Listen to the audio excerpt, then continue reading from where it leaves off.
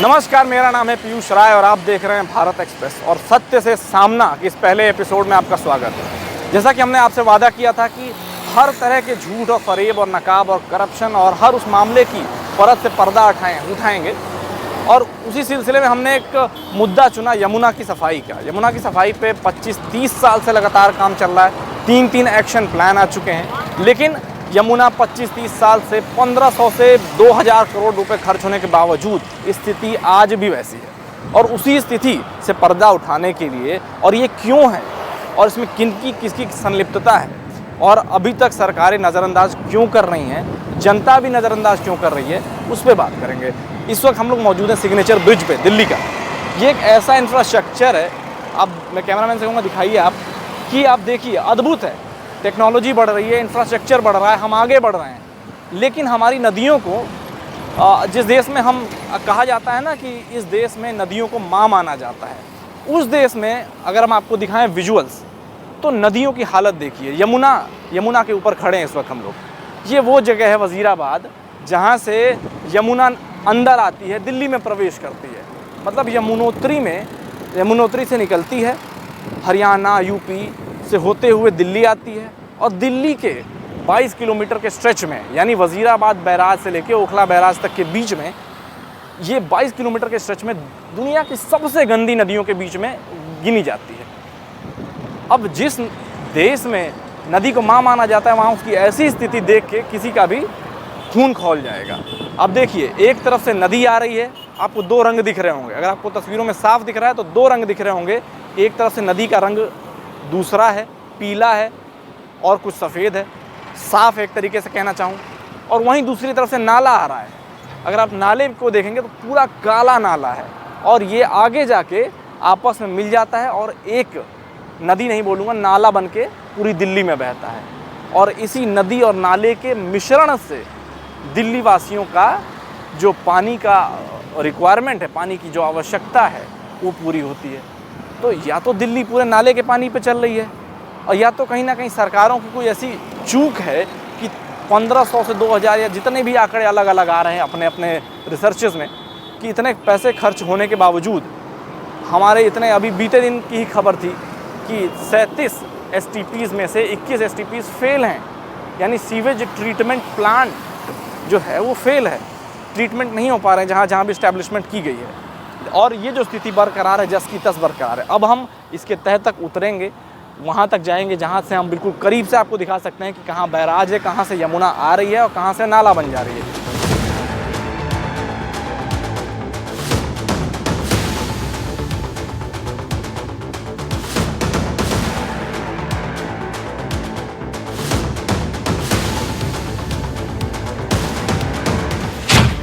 उद्गम में चल अमृत, दिल्ली तक हो जाता जहर।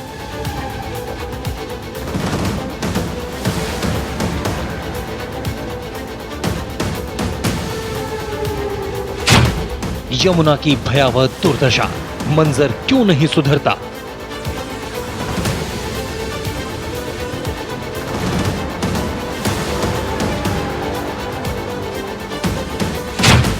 दावे, वादे और जांच, सारा इंतजाम क्यों हुआ नाकाम?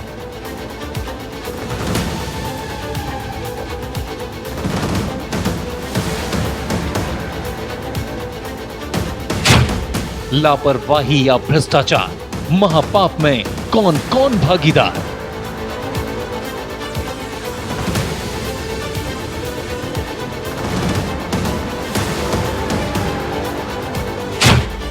वेद पुराणों में गुणगान, कलयुग में यमुना का अपमान।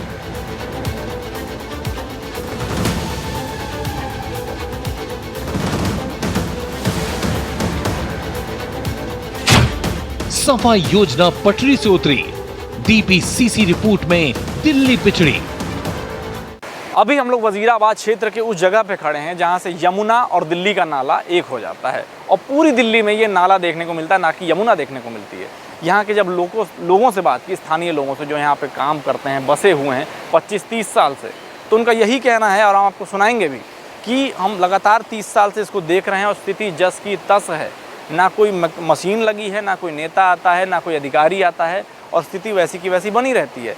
अब ये वो जगह है जहाँ पे आपको ये संगम देखने को मिलेगा प्रकृति और मनुष्य का।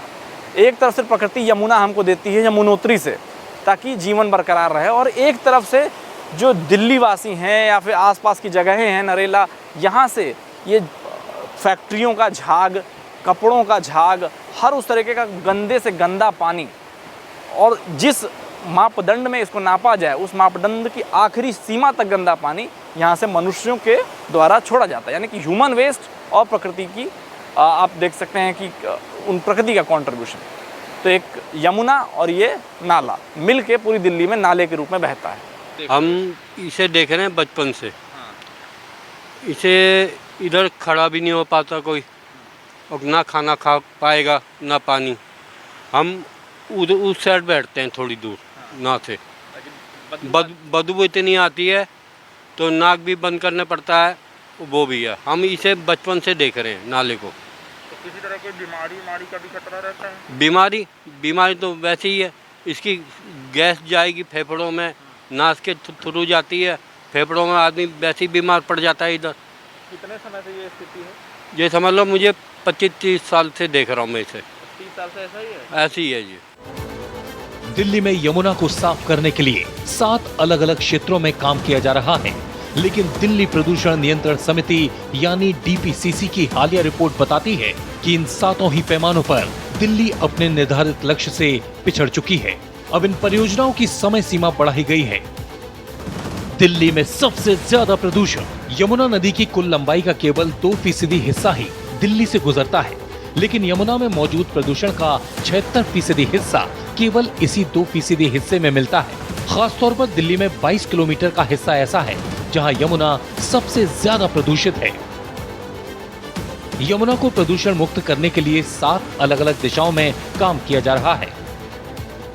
कई पैमानों पर सफाई, इसमें सीवेज ट्रीटमेंट प्लांट की क्षमता में बढ़ोतरी, नालों के पानी को सीधे नदी में गिरने से रोकना, शहरी और जेजे क्लस्टर में सीवर नेटवर्क निर्माण, शुद्धिकृत पानी का फिर से इस्तेमाल, नालों से गाद निकाले जाने का काम और यमुना के कछार में चलने वाली परियोजनाएं शामिल हैं। तो आप देख सकते हैं कि इस वक्त हम लोग यमुना पे मौजूद हैं, और बजाय की कंडीशन चाहे जैसी भी हो, स्थिति जैसी भी हो, और आज से नहीं 20-25 साल से है, लेकिन फिर भी लोगों के आस्था का सवाल है। लोग यहाँ आते हैं, डुबकी लगाते हैं, चाहे कोई पूजा पाठ का पर्व हो, कोई श्राद्ध का पर्व हो, चाहे किसी भी मौके पर यमुना से उनका नाता बहुत गहरा है, श्रद्धा ऐसी है। तो अब हम लोगों से बात करेंगे। ये आप मुझे ये बताइए पहले तो कि आप लोग जो यहाँ आए हैं तो यहाँ कितनी बार और क्या कितना जल्दी आना होता है यमुना पे? वैसे कोई त्योहार है, कुछ है, या छठ पूजा है या कुछ भी है तो उसमें हम आते हैं। तो आप लोग भी आ सकता है, आप लोगों को देखिए, आप लोगों को ये पता होगा ना कि इतने समय से ये नदी की हालत ऐसी है, जहरीला पानी है, 100 तरह से बीमारियां हो सकती हैं, फिर भी आते हैं आप लोग? फिर भी आते हैं, अब क्या करें, जमुना जी तो जमुना जी हैं, गंगा माँ हैं, आना तो पड़ता है तभी शुद्ध होगा। तो बीमारियां कुछ होती भी होंगी, इसका कुछ असर दिखता है आप लोगों को? हमें होने को तो देखो होती है, पर हमें इतना पता है जो हमारे पूर्वज कह के गए हैं कि भाई ये चीज करनी है तो करनी है। नहीं, करनी है वो तो अच्छी बात है। जैसे अभी आपने कहा कि सर में दर्द होता है, हाँ, क्या असर देखने को मिलता है? हाँ, इसमें सर में दर्द होता है, बुखार भी आ सकता है, यही सब हो सकता है। नाले वाले का ही तो पानी आता है यहाँ पे। हाँ, नाले का तो पानी है ये, और कोई थोड़ी ना पानी है। जमुना जी भी है, कुछ गंद है, बारिश का पानी है, लोग आते हैं विसर्जन वगैरह करते हैं, सारा कूड़ा करकट ही तो है। हाँ। बस तो यही ये जो स्थिति है, जैसे चाहे पूजा पाठ हो, चाहे श्राद्ध हो, चाहे कोई भी चीज हो, आप लोग को तो सब करना ही करना है। लेकिन क्या जैसे सरकारें भी कहती हैं हम इसको ठीक करेंगे, वादे करते हैं, फिर होता नहीं। 30 साल से कुछ नहीं हुआ? कुछ नहीं हुआ। 21 साल से तो कुछ नहीं हुआ।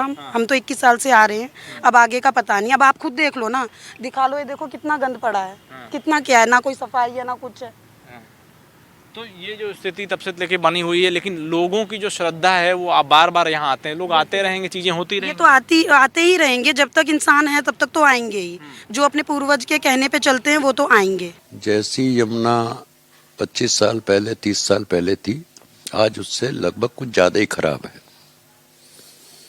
इसमें लगभग 1500-1800 करोड़ रुपए के काम इस दौरान में हुए, लेकिन उसके बावजूद उसमें ऐसा कोई सुधार नहीं आया जिसको आप कहें कि कोई सुधार हो गया। इसको पहले सुप्रीम कोर्ट इसको मॉनिटर करता था, क्वाइट फ्लो द मैली यमुना के नाम से एक केस था।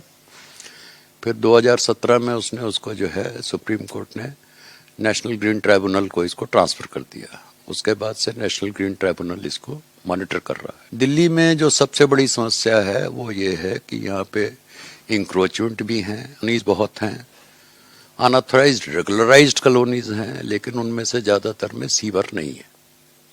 लिहाजा सारा का सारा पानी घूम फिर के ड्रेन्स में जाता है, उन ड्रेन्स के थ्रू यमुना में जाता है। ये जो सरकार है बड़े दावे की थे आम आदमी पार्टी, गंगा यानी नहाने पीने लायक बताया था कि इसको हम पीने लायक बना देंगे, और बुरी स्थिति हो गई। दिल्ली झीलों का शहर बना देंगे तो दलदल हो गई, झुग्गी झोपड़ियां जैसा लगता है दिल्ली, बल्कि लोग दिल्ली से भाग करके या अपना रहाइश नोएडा और गुड़गांव में बनाने लगे हैं। तो उसी बैकग्राउंड में देखा जाना चाहिए कि जो ये सरकार है और कहती कुछ है करती है। यमुना को प्रदूषण मुक्त करने के लिए समयबद्ध तरीके से काम करने के लिए इन सभी क्षेत्रों में लक्ष्य निर्धारित किए गए थे। दिल्ली प्रदूषण नियंत्रण समिति की रिपोर्ट बताती है कि इन सभी पैमानों पर दिल्ली पिछड़ गई है। सीवरेज ट्रीटमेंट प्लांट की क्षमता में 964.5 MLD का लक्ष्य निर्धारित किया गया था, लेकिन इस लक्ष्य की तुलना में 712 MLD तक ही इजाफा किया जा सका है।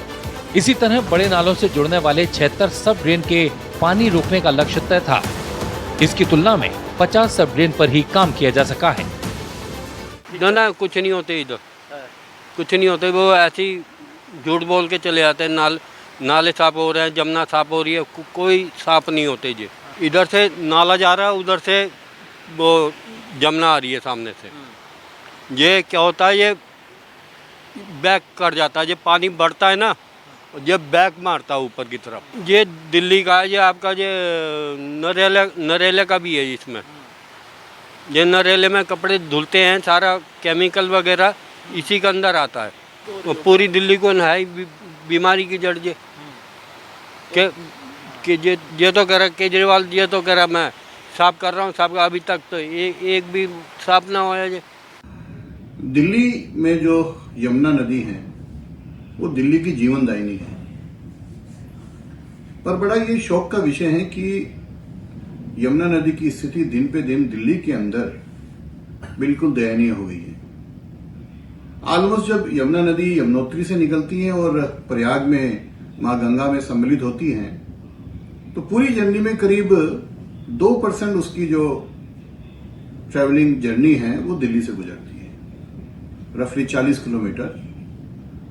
पर 70% से ज्यादा गंदगी उसको अगर यमुना मैया में कहीं आती है तो दिल्ली के अंदर आती है।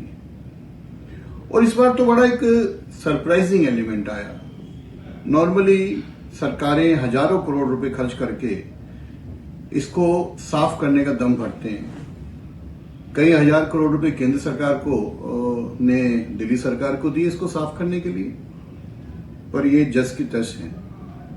और इस बार दिल्ली के अंदर बारिशें ज्यादा हुई, करीब 3 से 4 महीने करीब बारिश चली। नॉर्मली जब बारिशों में फ्लडिंग आती है तो यमुना अपने आप साफ हो जाती है, पर इस बार एक सरप्राइजिंग एलिमेंट मिला। पहली बार बहुत सालों बाद बारिशों में भी यमुना गंदी पाई गई। यमुना की सफाई पर बनी हाई लेवल कमेटी ने इन 7 क्षेत्रों में चल रही तमाम परियोजनाओं की समीक्षा की है। इसमें सीवर ट्रीटमेंट प्लांट के निर्माण से लेकर खुले नालों में पानी को यमुना में गिरने से रोकने जैसी तमाम परियोजनाएं शामिल हैं। समीक्षा के साथ ही निर्धारित लक्ष्य तक नहीं पहुंच पाने वाली परियोजनाओं के लिए अगली समय सीमा निर्धारित की गई है। जल की जांच। दिल्ली में 8 जगहों पर यमुना के जल की जांच होती है। दिल्ली प्रदूषण नियंत्रण समिति की रिपोर्ट के मुताबिक पल्ला, Wazirabad, ISBT bridge, ITO bridge, Nizamuddin bridge, Okhla barrage, Agra canal और असगरपुर में यमुना के जल के नमूने लिए जाते हैं। रिपोर्ट बताती है कि जनवरी 2023 की तुलना में 2024 में यमुना के जल के प्रदूषण स्तर में कमी आई है। पल्ला को छोड़कर बाकी जगहों पर ये अभी भी पीने, नहाने या जली जीवन के लिहाज से बहुत ज्यादा प्रदूषित है। यानी यमुना में प्रदूषण की रोकथाम की गति अभी भी बहुत धीमी है। तो ये सारी जानकारी हमने आप तक पहुंचाई। फिलहाल रुकते हैं एक ब्रेक के लिए, ब्रेक के बाद फिर वापस लौटेंगे और आपको उन सारी चीज़ों से सामना कराएंगे जिन चीज़ों को आपका जानना बहुत जरूरी है। जनता जागरूक रहेगी तभी सही नेता चुनेगी, सही लीडरशिप चुनेगी और तभी सिस्टम को डंडा लेके खड़ी रहेगी कि हमारा काम सही से करो। देखिए, सत्य हमेशा आपके सामने रहता है, लेकिन जब चीज़ों से, स्थिति से मुंह फेर लिया जाए तो स्थिति वैसी की वैसी रहती है। ये कहा जाता है हमेशा से कि पिछले 25-30 साल से यमुना को साफ़ करने का प्रयास लगातार जारी है, लेकिन इतने बड़ी मात्रा से जो पैसे खर्च किए गए और जो ये नदी आपको बहती हुई नज़र आ रही, जो लोगों के आस्था से जुड़ी हुई है, आप देख सकते हैं, चाहे कोई अंतिम क्रिया हो, चाहे कोई पूजा पाठ हो, और जो लोग दिल्ली में बसते हैं, पूर्वांचल के लोग, वो छठ का पर्व मनाने भी इसी जगह पे आते हैं। तो आस्था से जुड़ी हुई ये नदी है। आस्था तो चलिए एक बार को अगर कह भी दिया जाए, लेकिन ये भारतवासियों के अस्तित्व का प्रमाण है कि ये जो गंगा, यमुना, ये सब जो नदियाँ हैं, ये हमारे एकदम पुरातन काल से चली आ रही हैं। वेदों पुराणों में इनका जिक्र है, भगवान श्री कृष्ण इसमें नहाए हैं। और जब ये सब जिक्र आता है, इसका मतलब ये है कि हमारे इतिहास का भी मामला है, और इतिहास और वजूद की जब बात हो तो उसको ऐसे ही नहीं छोड़ दिया जाना चाहिए। अब देख सकते हैं कि ये यहाँ से हम अभी सब वज़ीराबाद बैराज पे खड़े हैं, यहाँ से इसको बांध दिया गया, इसके फ़्लो को नियंत्रित किया जा रहा है। उसके बावजूद इसमें बहुत ज़्यादा गति बहुत ज़्यादा है इसमें, उसके बावजूद यहाँ पे लोग नहाते हुए नज़र आ रहे हैं, लोग अपनी दिनचर्या क्रिया करने आ जाते हैं। और भारी क्योंकि श्रद्धा का सवाल है ना, कि आप लोगों को नहीं समझा पाएंगे कि पानी कितना गंदा है, कितना जहरीला हो चुका है। यहाँ का पानी लोगों के घरों तक जाता है, लेकिन फिर भी लोग यहाँ आते हैं, चाहे जितना जहरीला पानी है, इसका सेवन भी करते हैं। यही बातें बस सरकार को समझने की ज़रूरत है, क्योंकि आंकड़े इतने ज़्यादा बढ़ते जा रहे हैं कि जो मापदंड अगर नापा जाए 1000 की स्थिति जहरीली कहलाती है, वो इसमें 2.5 लाख से ज़्यादा है। और इस वजह से air pollution, water pollution, land pollution सब हो रहा है। अब ये बस लोगों को समझने की देर है कि सिर्फ वादे करने से नहीं होगा। जो सिस्टम मुंह फेर लेता है, जो पॉलिटिशियंस वादे करते हैं, जैसे अभी बीते कुछ दिनों अरविंद केजरीवाल ने जब मुख्यमंत्री रहे, उन्होंने वादा किया कि मैं 2025 के फरवरी तक इसको इतना साफ़ कर दूंगा कि मैं खुद उसमें डुबकी लगाऊंगा। उन वादों का क्या? और जो फंड रिलीज़ होता है कि इतना बजट दिया जा रहा है, और आज तक उस बजट का कितना प्रतिशत आपके सामने जनता को परोसा गया कि देखिए नदी की स्थिति पहले कैसी थी, आज कैसी है, कितने प्रतिशत सुधर गई? क्या 30 साल में कोई बदलाव नहीं हुआ? सवाल तो ये उठता है। यमुना नदी के गंदे पानी को साफ करने के लिए 3 सीवेज ट्रीटमेंट प्लांट यानी एसटीपी बनाए जा रहे हैं। इनमें से 2 एसटीपी का काम अभी भी पूरा नहीं हो पाया है, जबकि तीनों एसटीपी का निर्माण जून 2023 में ही पूरा करना था। तीनों एसटीपी का निर्माण यमुना एक्शन प्लांट 3 के तहत किया जा रहा है। यमुना में गंदे पानी को डायरेक्ट गिरने से रोकने के लिए साउथ, ईस्ट और नॉर्थ दिल्ली में सीवेज ट्रीटमेंट प्लांट निर्माण का प्लान बनाया गया। इसके लिए ओखला में 564 MLD, कोंडली में 214 MLD और रिठाला में 182 MLD क्षमता के 3 एसटीपी बनाने का प्लान बनाया गया, ताकि रिहायशी या कमर्शियल इलाकों से निकलने वाले गंदे पानी को एसटीपी में लाया जाए और उसे ट्रीट कर दोबारा यमुना में छोड़ा जाए। इसके लिए ओखला एसटीपी का निर्माण कार्य जून 2019 में शुरू किया गया था और जून 2023 इसकी डेडलाइन थी। डेडलाइन से करीब 14 महीने की देरी के बाद भी एसटीपी निर्माण 96% पूरा हो पाया है। वहीं कोंडली एसटीपी का काम 98% पूरा हो गया है। हालांकि रिठाला एसटीपी का काम कंप्लीट बताया जा रहा है। बागवानी के सपने। साउथ दिल्ली एरिया में 40 लाख आबादी से जो गंदा पानी जनरेट होता है, उसे ओखला एसटीपी में ट्रीट किया जाएगा। प्लांट में रोजाना करीब 56.4 करोड़ लीटर गंदे पानी को ट्रीट कर उसे बागवानी में इस्तेमाल होने लायक बनाया जाएगा। पानी को साफ करने के लिए यूवी तकनीक का इस्तेमाल किया जाएगा, जैसे आरओ प्लांट में पानी साफ करने के लिए किया जाता है। हालांकि ये सिर्फ योजना है, क्योंकि जांच में दिल्ली के 37 में से 21 सीवरेज ट्रीटमेंट प्लांट मानक पर खरे नहीं उतरे हैं।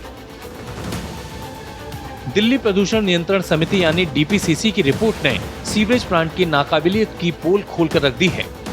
आज के दिन की अगर आप स्थिति देखेंगे तो आप पाएंगे कि जितना पोल्यूशन का लेवल होना चाहिए उससे 18-20 गुना पोल्यूशन आज के दिन में क्रिटिकल पैरामीटर्स पे यमुना का है।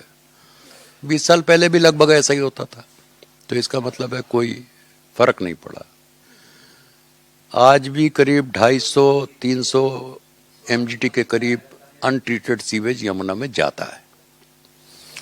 सीवेज ही महत्वपूर्ण फैक्टर है। इसका प्रमाण है कि एक कॉलीफॉर्म नापा जाता है, तो जो कॉलीफॉर्म जो है 1000-2000 भी नहीं होना चाहिए, वो लाखों की संख्या में है यमुना में।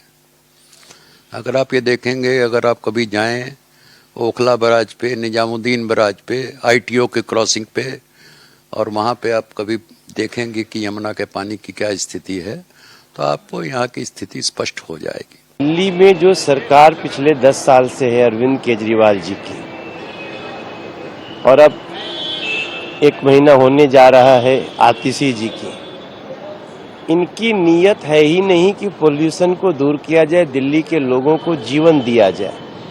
आज फिर से पोल्यूशन जानलेवा हो रहा है। नदी के पोल्यूशन से लेके हवा के पोल्यूशन तक दिल्ली का जीना दूभर है, सांसें फूल रही हैं। अभी तो शुरुआत ही है, अभी देखिए आगे क्या क्या होगा। हमारा अब अपेक्षा क्या कर सकते हैं, बस हम यही भगवान से प्रार्थना करेंगे किसी तरह ये 4-5 महीना दिल्ली बचे। 4 महीना बाद चुनाव है। मैं तो दिल्ली से लगातार प्रार्थना कर रहा हूं, इन सारी समस्याओं का निदान निकाला जाए और एक बार बीजेपी को मौका मिले जिससे दिल्ली को हम दिल्ली बना सकें। तो सरकारों से क्या कुछ आप लोगों की मांग रहती, क्योंकि जैसे पिछली अभी आम आदमी पार्टी सरकार कह रही थी कि हम बिल्कुल साफ कर देंगे, नहाने लायक बना देंगे, उसका क्या हुआ? कुछ नहीं हाँ, बनाया। ये भी बात सही है। अब इनसे नेताओं से तो यही उम्मीद है ना हमें कि हमें साफ सफाई मिले, क्योंकि हम आते रहते हैं, उनका काम है ये करना। अब हम भी वोट डालते हैं, देखते हैं भाई आके। अब ये देखो वहाँ पे है, वहाँ ज़्यादा खुला हुआ है।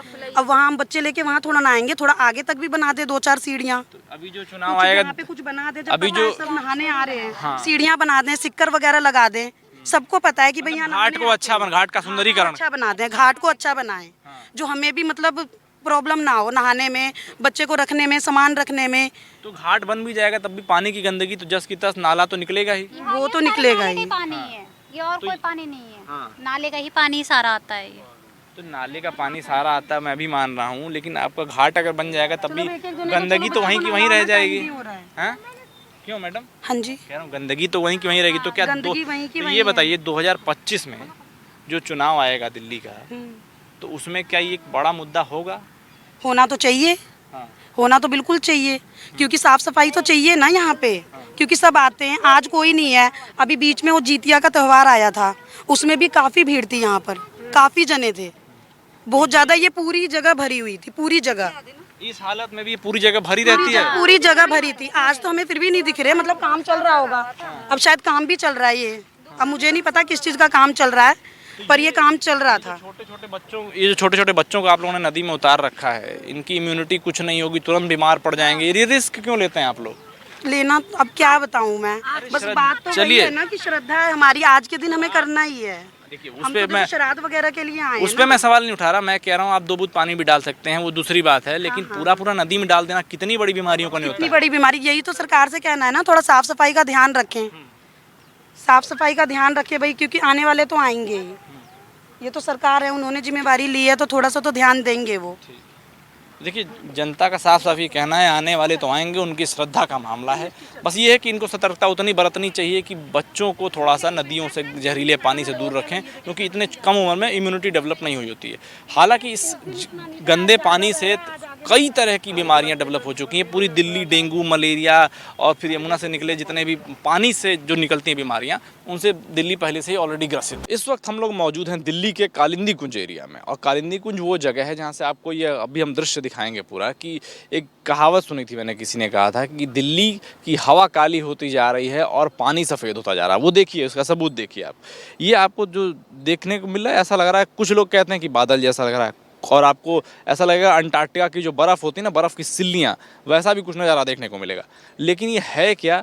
ये हाउस होल्ड वेस्ट है, ये इंडस्ट्रियल वेस्ट है, ये कई केमिकल्स का मिला जुला झाग है, और ये इतना जहरीला है कि इसकी वजह से एयर पॉल्यूशन भी हो रहा है। इसके झाग के बनने से जो हवा में गंदगी मिल रही है, उससे वातावरण भी प्रदूषित हो रहा है, और आसपास के लोगों का भी रहना दूभर हो रहा है। और ये जो जहरीला मिक्सचर, ये जो जहरीला मिश्रण पूरे शहर में, पूरी दिल्ली में घूम रहा है, जिस वजह से तमाम बीमारियां भी इसके पीछे पीछे जा रही हैं। और आप अभी देखिए इस सच्चाई आप अपने आंखों से सामने से देखिए कि ये जब भी ये समय आता है दिवाली के आसपास का, छठ के आसपास का, लोगों के आस्था का सवाल है। लोग बिना ये सोचे समझे कि कितनी दूषित है नदी, लोग इसमें डुबकी लगाते हैं, क्योंकि यमुना से अलग लगाव है, यमुना को माँ मानते हैं, नदियों को माँ माना जाता है। और जिस देश में नदियों को माँ माना जाता है, उस देश की नदी की ऐसी स्थिति होगी, सरकारें कितनी आईं कितनी चली गईं, हर सरकार एक दूसरे पे आरोप मढ़ती गई, लेकिन जब काम करने की बारी आई है तो 25 से 30 साल हो चुके हैं और स्थितियां वैसी की वैसी हैं।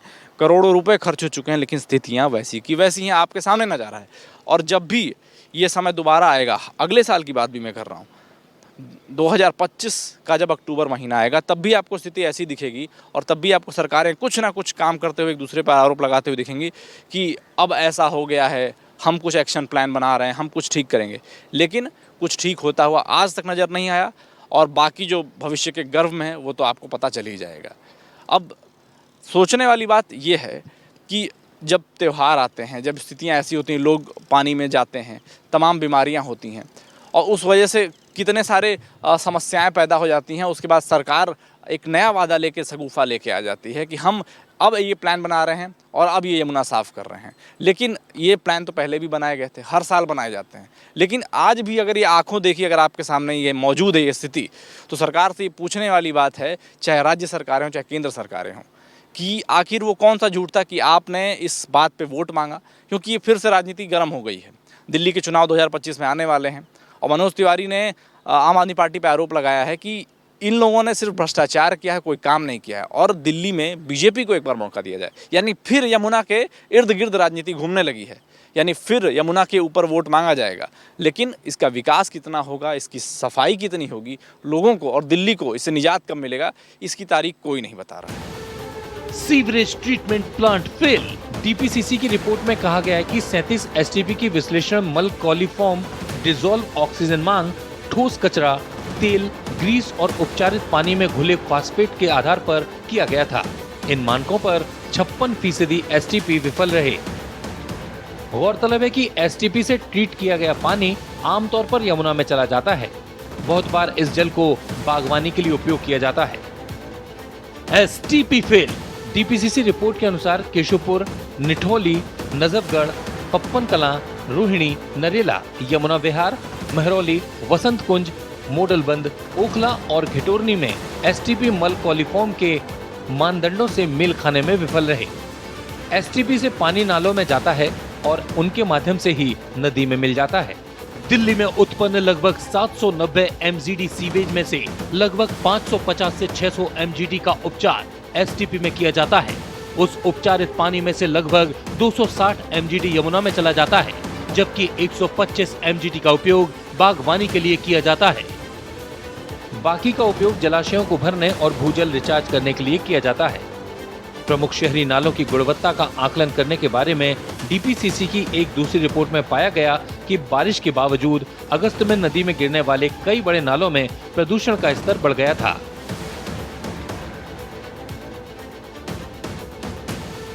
सरकार एक तरीके से हो रहे प्रदूषण पर दशकों तक काम करती है, लेकिन तब तक लोग यमुना को प्रदूषित करने के कई और तरीके खोज निकालते हैं। दिल्ली में वजीराबाद इलाके के जगतपुर घाट पर फैक्ट्रियों से निकलने वाला स्क्रैप यमुना में डाला जा रहा है, जिससे नदी का पानी तेजी से प्रदूषित हो रहा है। गंदगी की वजह से यमुना किनारे की फसलें भी प्रभावित हो रही हैं। यमुना की सफाई करने की तमाम कोशिशें नाकाफी साबित हो रही हैं। बावजूद इसके लोग यमुना में कचरा और गंदगी फेंकना बंद नहीं कर रहे।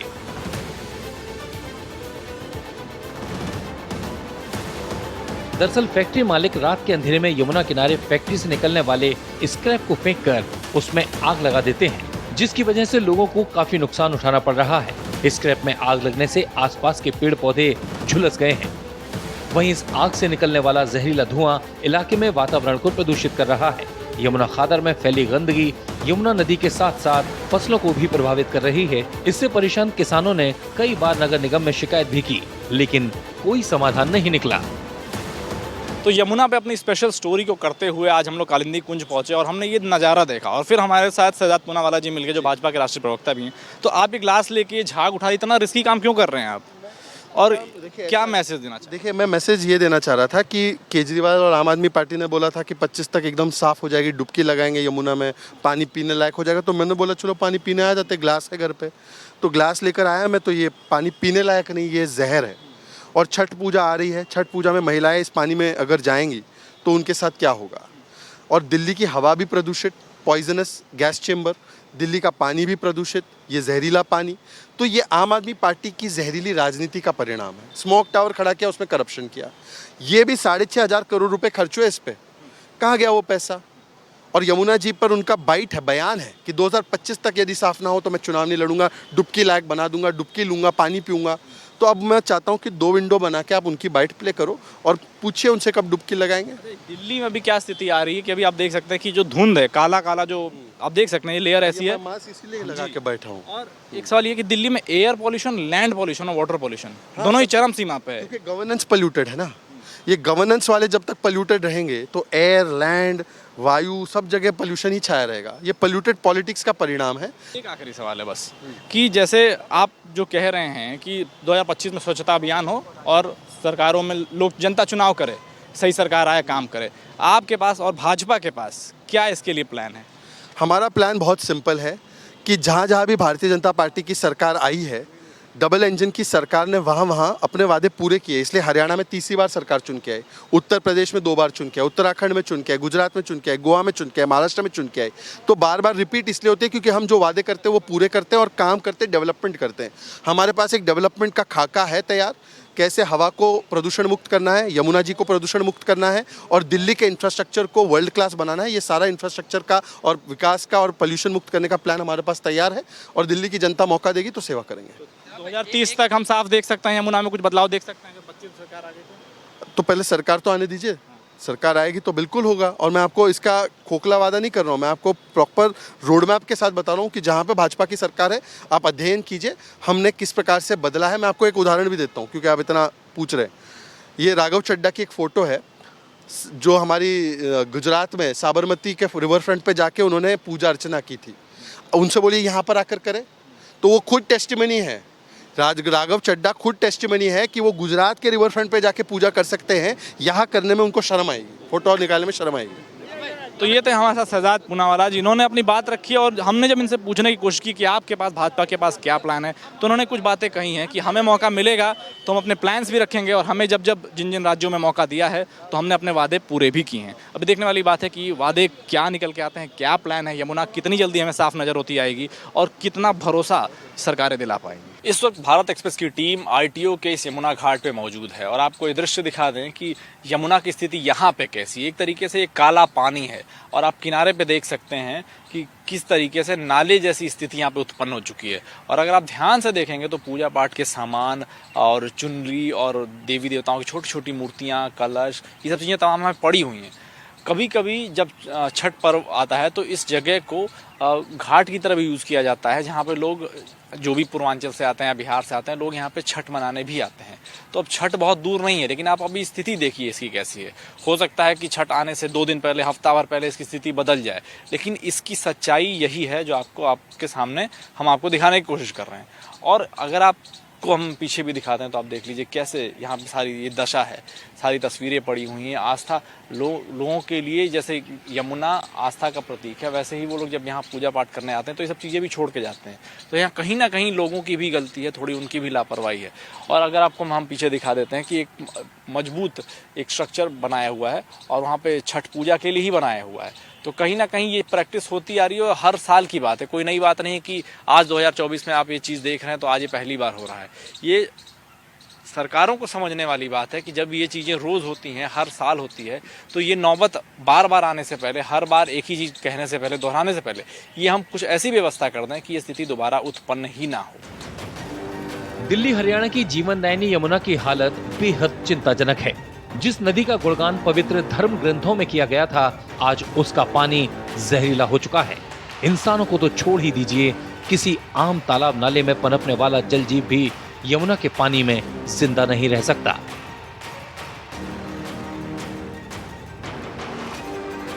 दिल्ली किनारे नाले के रूप में बहती यमुना में lead, copper, zinc, nickel, cadmium और क्रोमियम जैसे हानिकारक तत्वों की भरमार है। रसायनों के कारण बजबजाते झाग को रोकने के लिए प्रभावित सीवेज ट्रीटमेंट की जरूरत है। पिछले 5 सालों में तमाम दावों और योजनाओं के बावजूद यमुना का पानी ज्यादा प्रदूषित और जहरीला होता गया।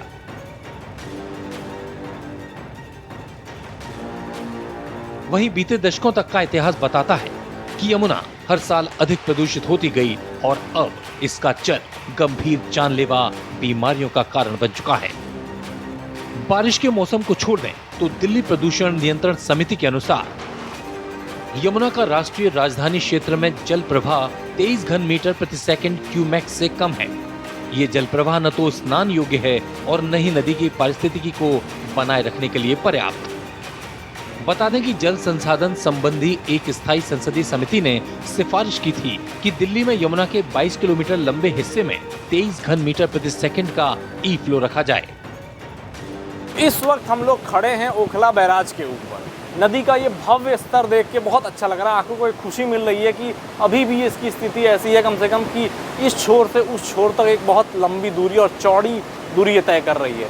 और इसमें आप बहाव देखिए, इसकी खूबसूरती देखिए, ये नज़ारा, ये हवा, ये लहर बहुत अच्छी लग रही है। लेकिन वहीं आप जहाँ जहाँ किनारे देखेंगे ना तो इसकी स्थिति एकदम वही ख़राब होती हुई नज़र आएगी। आप देख सकते हैं कहीं ना कहीं गंदगी इकट्ठा हो रही है, जहाँ जहाँ से ये रुक रही है वहाँ पे।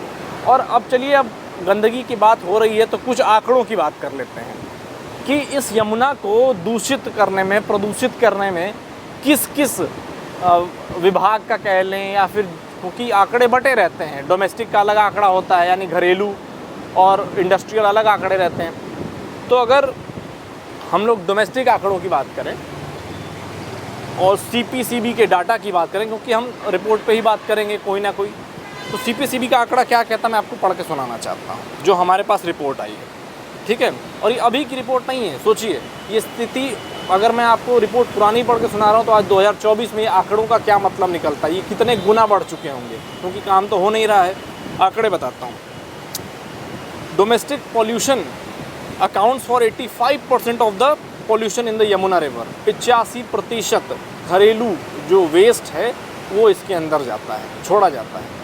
और ये ज़रूरी नहीं कि सिर्फ ये दिल्ली का ही है, लेकिन क्योंकि मेजर स्ट्रेच जो 22 किलोमीटर का दिल्ली में आता है वो सबसे गंदा है कि दुनिया की सबसे गंदी नदियों में उस हिस्से की वजह से यमुना को गिन दिया जाता है, सिर्फ उस हिस्से की वजह से, ठीक है।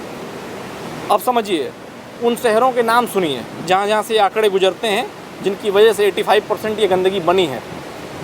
दिल्ली, गाज़ियाबाद, मथुरा, वृंदावन, आगरा, इटावा, पानीपत, सोनीपत। उसके बाद जो ऑर्गेनिक मैटर है, microorganism, salts, detergents, nutrients, oil, grease और बाकी कुछ अन्य गंदगियाँ जो तैरती हुई मिल जाती हैं। अब इंडस्ट्रियल पे आ जाते हैं, वो भी सीपीसीबी का ही रिपोर्ट है। उसमें क्या है कि जो अपना पूरा वाटर वेस्ट डिस्चार्ज करती हैं तो उसमें क्या क्या है देखिए। Industrial waste includes textile, chemical, pharmaceutical, oil, refineries, sugar, paper and pulp, leather, thermal power, fertilisers, food और तमाम और इंडस्ट्रीज़ के वेस्ट, ये सारे मिला के एक इस माहौल को, इस नदी के इस पानी को टॉक्सिक बनाते हैं, जो पीना तो छोड़िए, अगर आप छू भी लेंगे तो खुजली हो सकती है और तमाम स्किन की बीमारियां हो सकती हैं। हालांकि दिल्ली प्रदूषण नियंत्रण समिति का कहना है कि 23 क्यूमेक्स का ई फ्लो जैविक ऑक्सीजन मांग यानी बीओडी को 12 मिलीग्राम प्रति घन तक घटा देगा। बीओडी वो ऑक्सीजन है जिसे सूक्ष्म जीव कार्बनिक पदार्थों को विघटित करने के लिए उपयोग करते हैं। ई फ्लो जल प्रवाह की वो न्यूनतम मात्रा है जो नदी या जलाशय की पारिस्थितिकी को बनाए रखने और उसे स्नान योग्य बनाने के लिए आवश्यक है। हकीकत ये है कि आमतौर पर हरियाणा में यमुनानगर स्थित हथनी कुंड बैराज से मात्र 10 क्यूमेक्स पानी छोड़ा जाता है, जबकि 23 क्यूमेक्स पानी यानी 43.7 करोड़ गैलन रोजाना अक्टूबर से जून के महीने के दौरान नदी में छोड़ा जाना चाहिए। ये सिफारिश राष्ट्रीय जल विज्ञान संस्थान रुड़की ने 2019 में ही कर दी थी। हमने आपको सरकार के नुमाइंदों की बाइट भी सुनवाई, उनका क्या पक्ष था। सरकार और विपक्ष एक दूसरे पे इल्ज़ाम पे और आरोप प्रत्यारोप लगाए जा रहे हैं। भाजपा का ये कहना है कि इतने समय से अरविंद केजरीवाल की सरकार है, आम आदमी पार्टी की सरकार है, उन्होंने क्या किया? उन्होंने सिर्फ वादे किए, करप्शन किया, बड़ी बड़ी बातें कहीं कि ये कर देंगे वो कर देंगे। अरविंद केजरीवाल ने कहा था कि 2025 की फरवरी तक इसमें मैं डुबकी लगाने लायक इसको मैं स्वच्छ बना दूंगा, लेकिन उस वादे का क्या हुआ? ये सारी चीज़ें बस एक दूसरे के ऊपर लगाई जा रही है, लेकिन नतीजे कुछ नहीं आ रहे। वहीं कुछ लोगों का कहना था जो एक्सपर्ट्स हैं और डीपीसीसी के जो सदस्य हैं और कुछ जिन्होंने इस पे काम किया है बहुत समय तक, उनका ये कहना था कि जो इतने सारे एसटीपीज़ दिल्ली में लगे हैं, 37 लगभग एसटीपीज़, जिसमें से 21 एसटीपीज़ फेल हैं, काम ही नहीं कर रहे। हमने इस बीच कुछ एनजीओ से भी बात की, कुछ लोग ऑन कैमरा नहीं बात करना चाहते तो ऑफ कैमरा उन्होंने बताया कि गिने चुने 1-2 एसटीपीज़ चल रहे हैं, बाकी सारे फेल हैं, सारे जो पैसे लगाए गए हैं सारे बर्बाद किए गए हैं। तो ये जो सच्चाई है जो आपके सामने हम इस चैनल के माध्यम से, इस प्रोग्राम के माध्यम से लाना चाहते थे, इसका पूरा कंक्लूजन ये निकला इस पूरी कहानी का कि 25 से 30 साल तो बीत गए, हजारों करोड़ों रुपए फूक गए। अगर ये यमुना कोई जनता होती, कोई वोट बैंक होती, ये बोल पाती, तो हो सकता था कि इसकी स्थिति इससे कई गुना अच्छी होती, क्योंकि सरकारें वोट के लिए बनती हैं, सीट के लिए, गद्दी को पाने के लिए सरकारें किसी भी हद तक जा सकती हैं, नेता किसी भी हद तक जा सकते हैं। और जनता जब कोई नेता आके आपके बीच कहता है कि हम इसको साफ कर देंगे, हमें वोट दो, जैसे अब अभी आम आदमी पार्टी की सरकार है, भाजपा कह रही है कि हमें आप जिताइए, हम इसकी 10 दिशा बदल देंगे, तो हो सकता है कि जनता उन्हें दे दे, लेकिन ये खेल चलता रहेगा। अब समझ की बात यह है कि जनता के हाथ में क्या निर्णय है, सरकारों के हाथ में क्या शक्तियां हैं जिसका प्रयोग करके इसको जल्दी से जल्दी ठीक किया जा सके। नहीं तो हम इस स्टोरी पे लगातार बने रहेंगे। भारत एक्सप्रेस तब तक इस मुहिम को चलाता रहेगा जब तक कुछ निर्णायक फैसला ना लिया जाए। अगस्त की ही ये एक रिपोर्ट जो दिल्ली के सीवरेज ट्रीटमेंट प्लांट हैं, करीब 37 सीवरेज प्लांट हैं, उनकी हर प्लांट की एक डीपीसीसी द्वारा रिपोर्ट दी जाती है। उसको देखते हैं तो दिल्ली सरकार के जो ये जल शोधन संयंत्र है, जिसको सीवरेज ट्रीटमेंट प्लांट बोलते हैं, उसमें 37 में से 22 तो ब्लंटली वो पैरामीटर्स को मीट ही नहीं कर रहे। यानी जो ये जल ट्रीट करके इसको यमुना में छोड़ना चाहिए, अनट्रीटेड या फॉल्टी, या जिसको कहना चाहिए कि गंदा पानी डायरेक्टली या इनडायरेक्टली ये यमुना में छोड़ रहे, जिससे यमुना प्रदूषित हो रही है। एक चीज और मैं आपको दिखाना चाहता हूं, दिल्ली में करीब 32 ड्रेन है, नाले हैं, ये दिल्ली सरकार की लिस्ट है। एक स्कीम आई थी इनको टैप करने की, पर अभी भी मैक्सिमम अनटैप्ड वो यमुना नदी में जा रहे हैं। मेरा मानना है यमुना नदी को प्रदूषित करने का अगर कोई दोषी है तो केजरीवाल सरकार है। इसका सोल्यूशन क्या हो सकता है या इसके कारण क्या है? कागज पे तो मल्टीप्लिसिटी ऑफ अथॉरिटी से लेके बहुत सारी चीज लोग कहते हैं, लेकिन मेरी नज़र में जो मैं अनुभव कर पाया वो ये है कि कोई भी प्रोजेक्ट जो है वो शुरू से आखिर तक बिना किसी बाधा के पूरा करने की क्षमता इनमें नहीं है। इसलिए वो प्रोजेक्ट शुरू होता है और डिले होता है, डिले होता है, डिले होता है, तो उसकी उपयोगिता अंततः जो है लगभग 0 रह जाती है। तो मुझे लगता है कि प्रोजेक्ट को इम्प्लीमेंट करने की, इनकी व्यवस्था को सुधारने की आवश्यकता है। उसी के बाद ही आपके पैसे का सदुपयोग हो सकेगा, और बिना ट्रीटमेंट किए तो कोई सोल्यूशन है नहीं।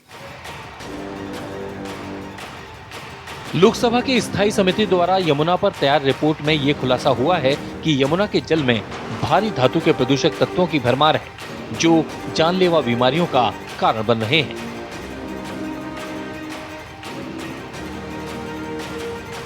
समिति ने न केवल यमुना में पाए जाने वाले बीओडी, सीओडी और फीकल कोलिफॉर्म जैसे प्रदूषक तत्वों की सूची तैयार की है, बल्कि lead, copper, zinc, nickel, cadmium और क्रोमियम जैसे स्वास्थ्य के लिए हानिकारक 6 धातुओं से होने वाले नुकसान की जानकारी भी दी है।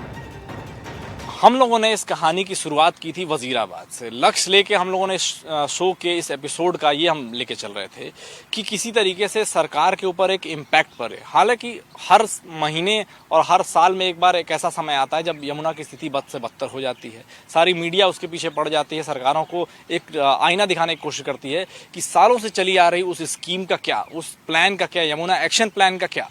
तमाम उन योजनाओं का क्या और जो अधिकारियों को निर्देश दिए जाते हैं उसका क्या कि अभी भी स्थिति वैसी की वैसी है। लोग आते हैं इसी गंदी यमुना में, यमुना बोलूं या नाली बोलूं, दोनों पर्याय बन चुके हैं दिल्ली में आके, और दिल्ली के बाहर जाते ही यही सारी गंदगी ये लेके जाती है। लेकिन दिल्ली से पहले यही यमुना स्वच्छ रहती है। इसके पीछे सरकारों को, अधिकारियों को और लोगों को भी विचार करना पड़ेगा। हम लोगों ने इस कहानी की शुरुआत की थी, यमुना की इस स्टोरी की शुरुआत की थी वजीराबाद से। कहा जाता है कि यमुना दिल्ली में वहीं से प्रवेश करती है, हरियाणा से, यूपी से होते हुए वजीराबाद से। हमने वहीं पे कुछ ऐसे दृश्य आपको दिखाए कि एक तरफ से पूरा नाला बहता हुआ आ रहा है दिल्ली का, और एक तरफ से यमुना आ रही है बैराज से, और बीच में आके फिर जब मिल जाती है, एक संगम होता है नाली का और यमुना के जल का, तो एक पूरे दिल्ली के 22 किलोमीटर के स्ट्रेच में वो नाला बहता हुआ नजर आता है। फिर उसके बाद हम ओखला बैराज गए, आगरा कैनाल गए और कालिंदी कुंज गए। कालिंदी कुंज का दृश्य दिखाया आपको, झाग जैसी स्थिति है जिसे सारी मीडिया ने कवर किया। अब वो स्थिति ऐसी उत्पन्न हो चुकी है कि उससे एयर पॉल्यूशन भी हो रहा है, वाटर पॉल्यूशन तो हो ही रहा है, कैसे कैसे केमिकल्स हैं, लेकिन लोगों की आस्था का ऐसा सवाल है कि लोग अभी भी उसमें डुबकी लगा रहे हैं। हमने आपको लोगों की डुबकियों के भी विजुअल्स दिखाए। तो लोगों की आस्था है, सबसे ऊपर है, वो लोग नहीं मानेंगे, लेकिन कुछ ऐसे इंतजाम लोगों को करने पड़ेंगे जिस वजह से ये जो हानिकारक, ये जो केमिकल से लैस और जो जहरीला पानी है, इससे लोगों को नुकसान कम हो। मास्टर प्लान दिल्ली का इस बात का प्राविधान करता है कि अनऑथराइज्ड कॉलोनीज को भी सुविधाएं दी जा सकती हैं, और दिल्ली सरकार जो है वो सुविधाएं देने की स्थिति में न थी, ना उसने उस पर कोई सीरियस कोशिश करके जो है उसका काम को किया। कागज पे तो सबसे बड़ी जिम्मेदारी दिल्ली सरकार की ही है। केंद्र सरकार की तो इसलिए है क्योंकि दिल्ली जो है फाइनली एक यूनियन टेरिटरी है, और दूसरे जैसा मैंने अभी कहा कि 2017-16 के नोटिफिकेशन से गंगा और उसकी ट्रिब्यूटरी के लिए केंद्र सरकार ने एक जिम्मेदारी अपने ऊपर ली है।